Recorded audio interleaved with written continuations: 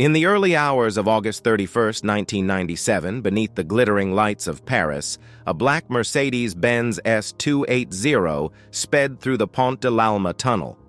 Inside were Diana, Princess of Wales, her companion, Dodi Al-Fayed, bodyguard Trevor Rees-Jones, and driver Henri Paul. Moments later, the car crashed into a concrete pillar. Diana would die of her injuries within hours. She was 36. The world did not simply mourn, it fractured. Grief radiated from Buckingham Palace to the hills of Pakistan. Candles and tears blanketed the gates of Kensington Palace. Grown men cried on the street. News anchors broke down on live television. Diana wasn't just royalty. She was a mother, a humanitarian, a symbol of compassion in an institution often defined by stoicism. And nearly 3 decades later, the world is still trying to make sense of what happened. An aristocrat in rebellion born Diana Frances Spencer on July 1, 1961, in Norfolk, England, she was the youngest daughter of John Spencer, Viscount Althorp, and Frances Roche, both deeply entrenched in British aristocracy. Her childhood, however, was far from serene. The marriage between her parents unraveled bitterly, and Diana spent years caught in a tug-of-war that left emotional bruises long before she ever wore a tiara. She became Lady Diana when her father inherited the title of Earl Spencer in 1975. Despite her privilege, she lived modestly, sharing an apartment with friends in London and working as a kindergarten assistant. It was a far cry from royal palaces, and perhaps that's what made her relatable. In the midst of stuffy tradition, Diana offered a glimpse of something ordinary, and that would become her superpower. The royal courtship, fairy tale or transaction. Diana was just 16 when she first met Prince Charles, who was 29 at the time. He was dating her sister, Lady Sarah, and visited the Spencer estate in 1977. Over the next few years, their paths would cross again. By 1980, Diana had become the subject of intense media speculation, and in February 1981, their engagement was announced to the world. 5 months later, on July 29, 1981, they married in a ceremony watched by over 750 million people globally. Diana had just turned 20. At a glance, it was a modern fairy tale: the virgin bride, the future king, the opulence of St. Paul's Cathedral. But beneath the pomp, the cracks were already forming. Diana reportedly told friends she felt like a lamb to the slaughter. She had only seen Charles in person a handful of times before their engagement, by her count, just 13 occasions. Their emotional distance would prove prophetic. A mother, under the microscope. In June 1982, Diana gave birth to Prince William. 2 years later, Prince Harry followed. While the royal institution rejoiced, Diana was quietly unraveling under its weight. She suffered from postpartum depression, bulimia, and feelings of isolation, topics no one within the palace walls was willing to address. There were no hugs, no reassurance, she would later say in a now iconic interview with the BBC. She wasn't just fighting for her marriage, she was fighting to hold on to herself. Despite the internal chaos, Diana revolutionized the public perception of royalty. She bent to speak with children. She hugged patients with AIDS. She walked through active minefields in Angola. She wasn't following protocol, she was rewriting it. Tony Blair would famously call her the People's Princess. But in truth, she never belonged to any institution. She belonged to the public. And that, some believe, was her greatest threat to the monarchy's carefully guarded image. Love, loss, and the fall of a dynasty. The marriage between Diana and Charles collapsed publicly, painfully, and with relentless tabloid scrutiny. Rumors of infidelity swirled for years on both sides. In her BBC interview, Diana famously declared, "There were 3 of us in this marriage, so it was a bit crowded," referring to Camilla Parker Bowles. In 1992, they separated. By 1996, The divorce was final. Diana lost the title of Her Royal Highness, but gained something more valuable: autonomy. She continued her humanitarian work, taking bold stances on landmine eradication, mental health awareness, and poverty relief. She became, in many ways, more influential outside the royal family than within it. Her romantic life, however, remained a subject of global obsession. In the summer of 1997, she began a relationship with Dodi Al-Fayed, son of Egyptian billionaire Mohammed Al-Fayed. Their courtship played out in front of paparazzi lenses, on yachts, balconies, and beaches, but their time together would be tragically brief. The crash in Paris. What we know. In the late evening of August 30th, 1997, Diana and Dodi dined at the Ritz Hotel in Paris. They attempted to elude paparazzi by exiting from the back entrance. Driver Henri Paul, later found to have alcohol and prescription drugs in his system, drove at high speed to escape pursuing photographers. At 12:23 a.m., the car slammed into the 13th pillar of the Pont de l'Alma tunnel. Dodi and Henri Paul died on impact. Trevor Rees-Jones, the bodyguard, was severely injured but survived. Diana was still alive, barely. She was transported to Pitié-Salpêtrière Hospital, where doctors tried to stabilize her, but she succumbed to internal injuries hours later. The world stopped. Conspiracy or tragedy? Unanswered questions remain. In the years since her death, official investigations, including the French inquiry and the British Operation Paget, concluded that it was a tragic accident, the result of negligent driving, speed, and paparazzi interference. And yet the conspiracy theories persist. Was Diana pregnant? Were the brakes tampered with? Did British intelligence orchestrate her death? Did the royal family fear what she might reveal, or whom she might marry? No credible evidence has ever substantiated these theories. Still, Diana herself had once written in a note to her lawyer that she feared someone was planning an accident involving her car. Was it paranoia or premonition? To this day, the public remains divided. But what's undeniable is this: Diana had become too powerful, too independent, too beloved to control. Her death wasn't just a loss, it was a rupture. Legacy in the face of silence. In the immediate aftermath, Buckingham Palace was criticized for its silence. The Queen remained at Balmoral with William and Harry, shielding them from the media circus. Only after intense public pressure did the royal family respond, issuing statements, allowing a public funeral, and lowering flags to half-mast. Diana's funeral, held on September 6, 1997, drew over 2 billion viewers worldwide. Elton John reworked Candle in the Wind. Her sons walked behind her coffin. The world watched, wept, and wondered how something so beautiful could end so tragically. The boys she left behind. Prince William was 15. Prince Harry was 12. In the years since, both sons have spoken publicly about the trauma of losing their mother and the institution that expected them to do so quietly. In interviews and documentaries, Harry has said the experience left a huge hole. William, now heir to the throne, continues to channel her legacy through his own philanthropic work. Harry's exit from royal duties, alongside wife Meghan Markle, echoes Diana's fight for autonomy. In many ways, he's finishing the battle she began. A spirit that refuses to die today, Diana's influence lingers everywhere.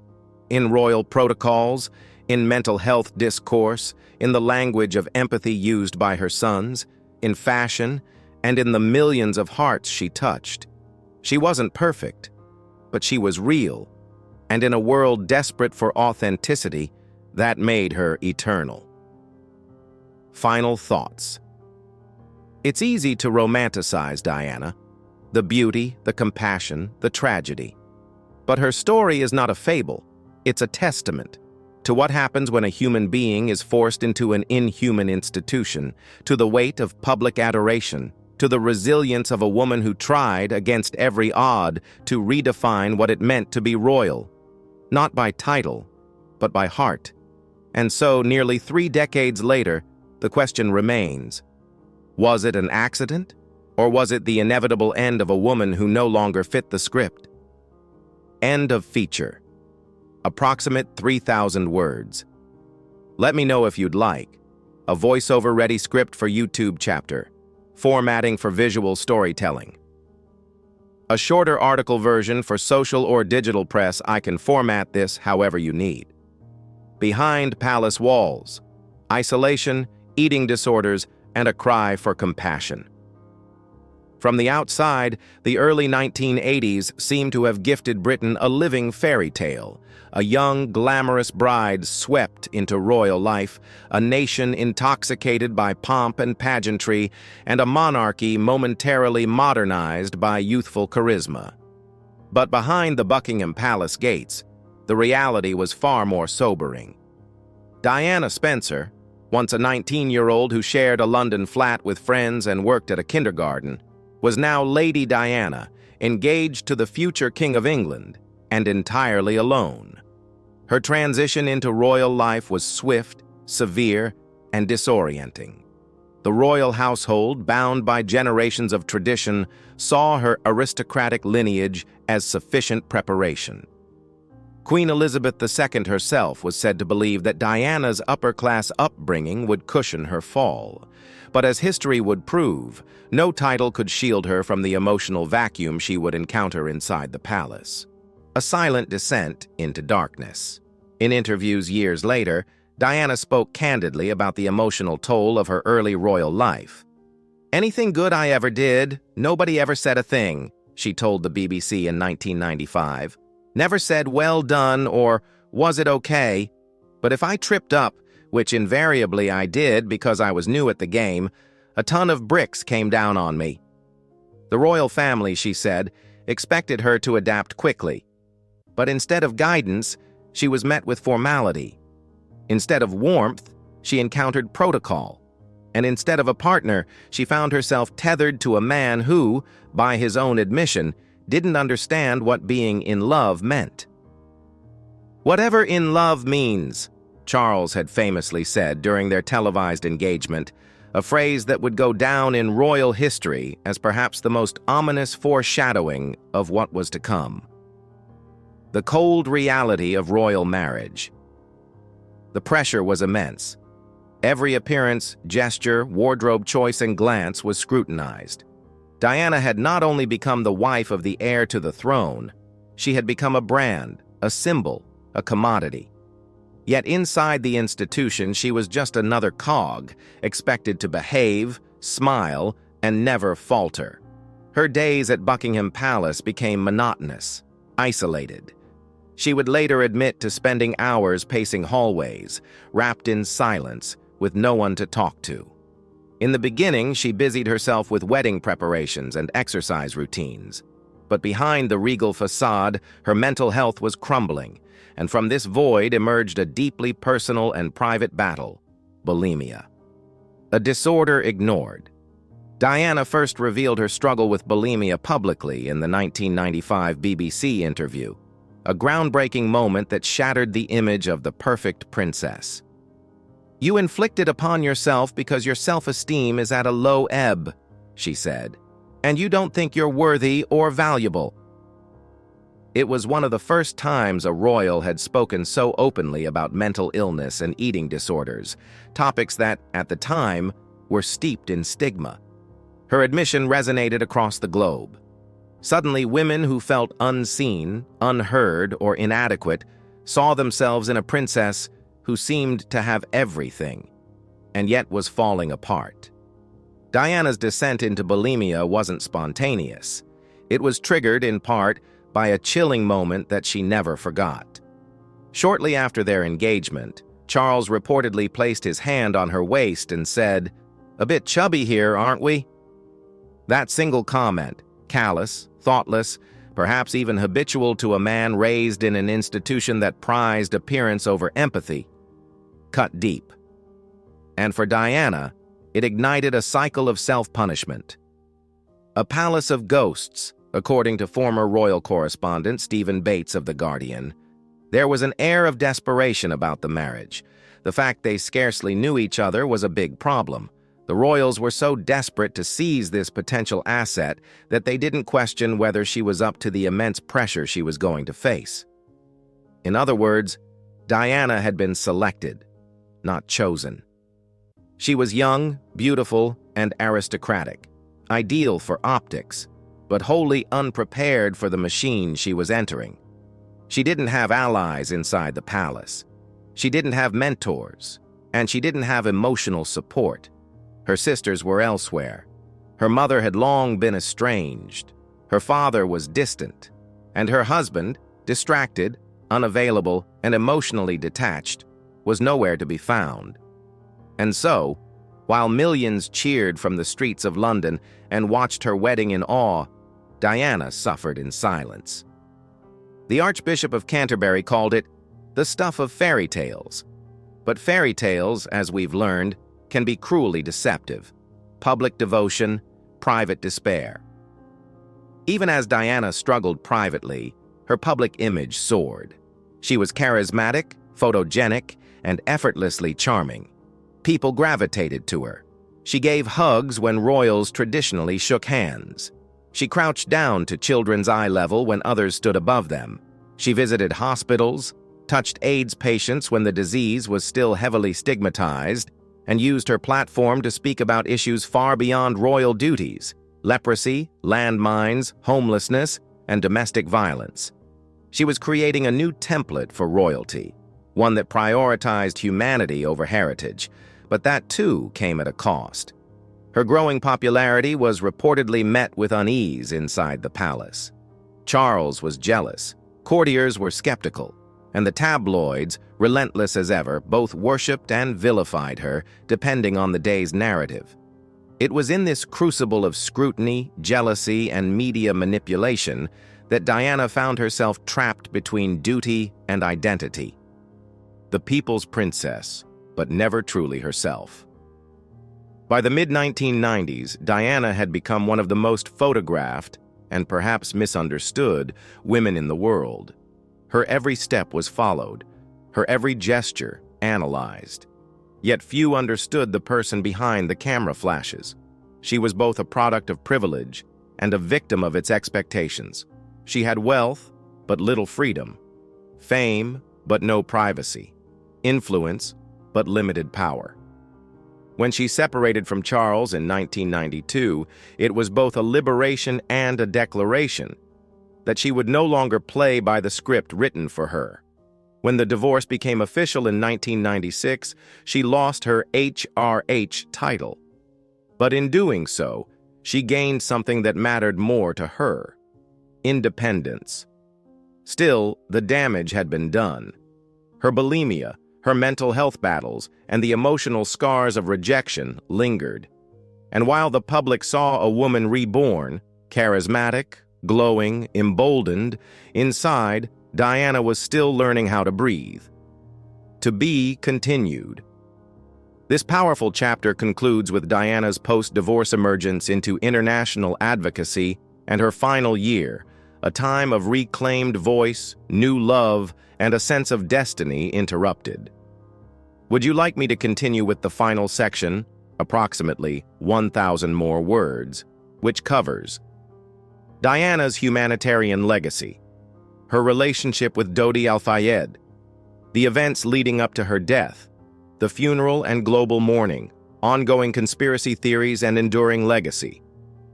Let me know, and I'll complete it immediately in the same voice and format: betrayal, bulimia, and the collapse of a royal fairy tale. The British royal family had never seen a star shine quite like Diana Spencer, but it had also never seen a marriage so deeply fractured beneath the surface, despite the palace's every attempt to maintain the illusion of grandeur. Behind the smiles, the photo ops, and the global tours, Princess Diana was unraveling, emotionally, mentally, and physically. The source of her torment wasn't just the press, the isolation, or the crushing demands of duty. At the center of her suffering stood her husband, Prince Charles, and the woman whose name would be whispered for decades to come, Camilla Parker Bowles. A third person in the marriage. By Diana's own admission, Charles's affair with Camilla didn't just damage their marriage, it defined it. In the secret tapes she recorded for journalist Andrew Morton, Diana disclosed that Camilla had always been there, before, during, and after the marriage. Their history was no secret.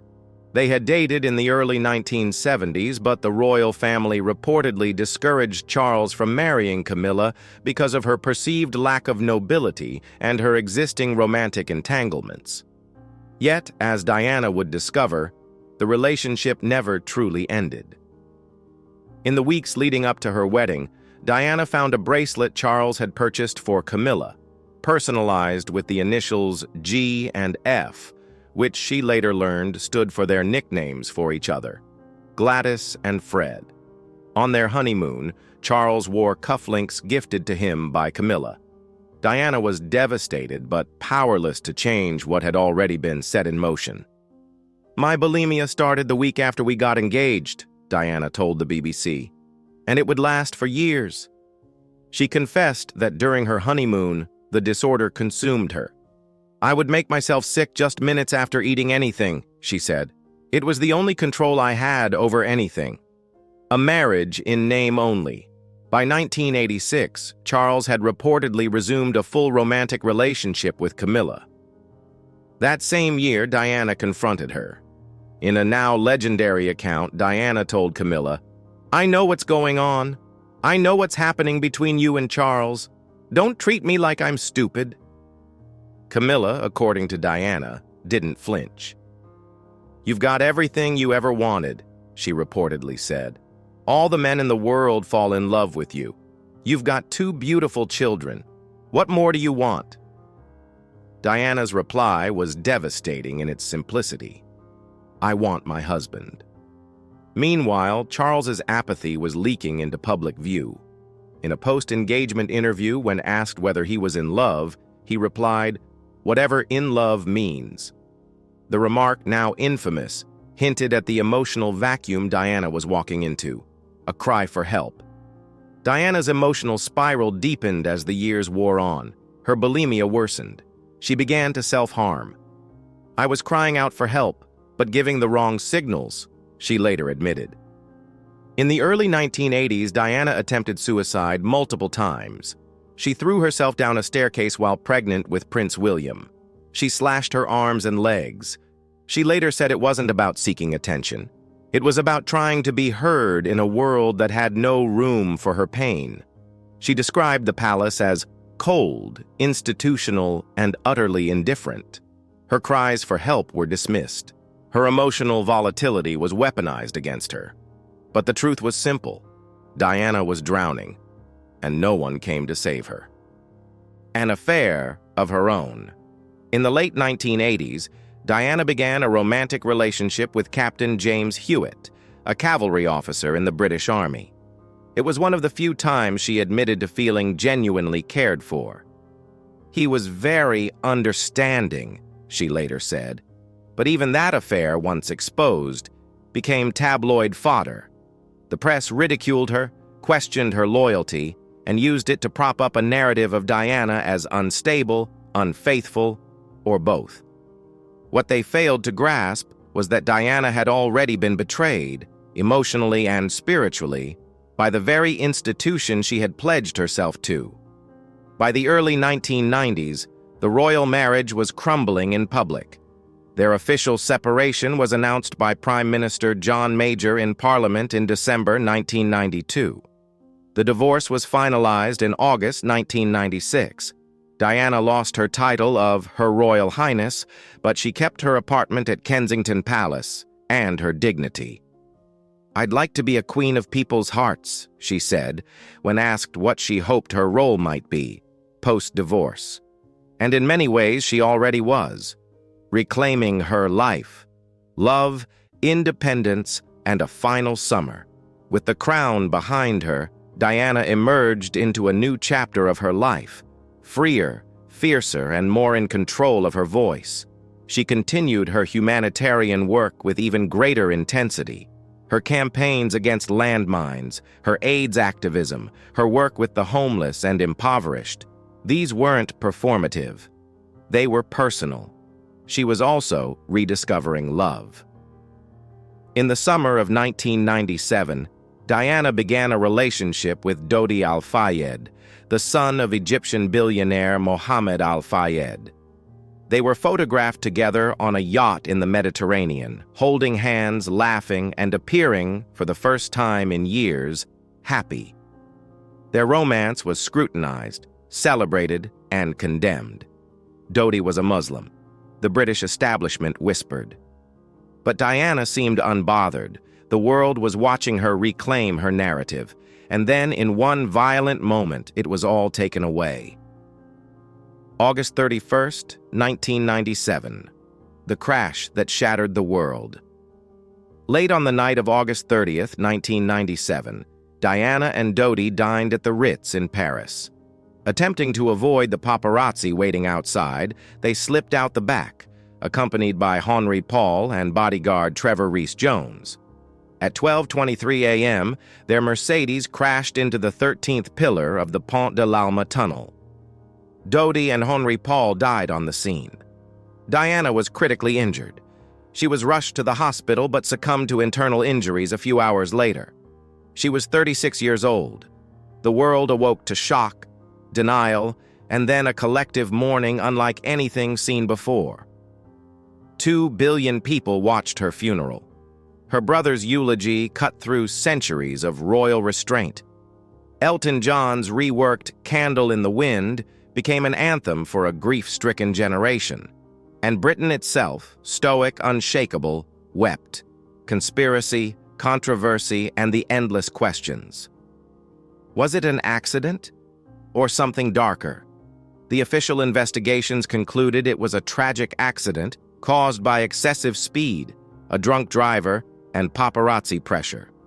But Diana had once confided in her lawyer and in her friend Paul Burrell that she feared someone was planning an accident, perhaps one involving a car.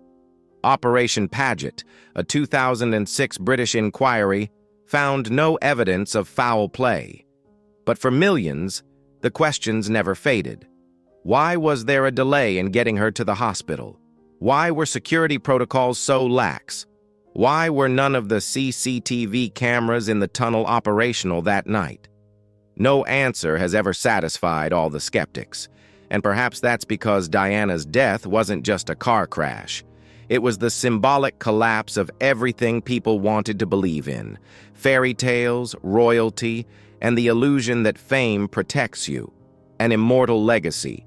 Diana's absence is still felt today, in the faces of her sons, in the humanitarian causes she championed, and in the way we view royalty, celebrity, and vulnerability.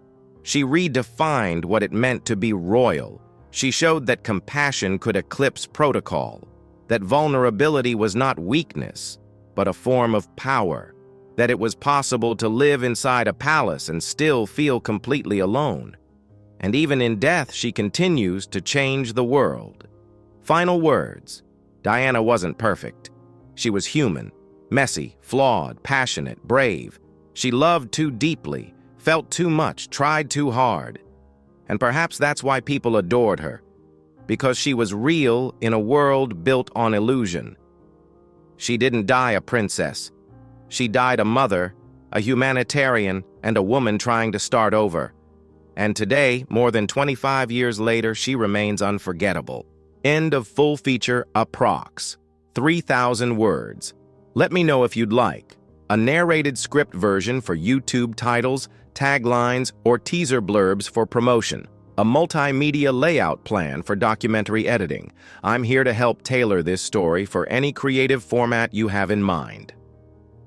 In the early hours of August 31st, 1997, Diana, Princess of Wales, left the Ritz Hotel in Paris with companion Dodi Al-Fayed, bodyguard Trevor Rees-Jones, and driver Henry Paul.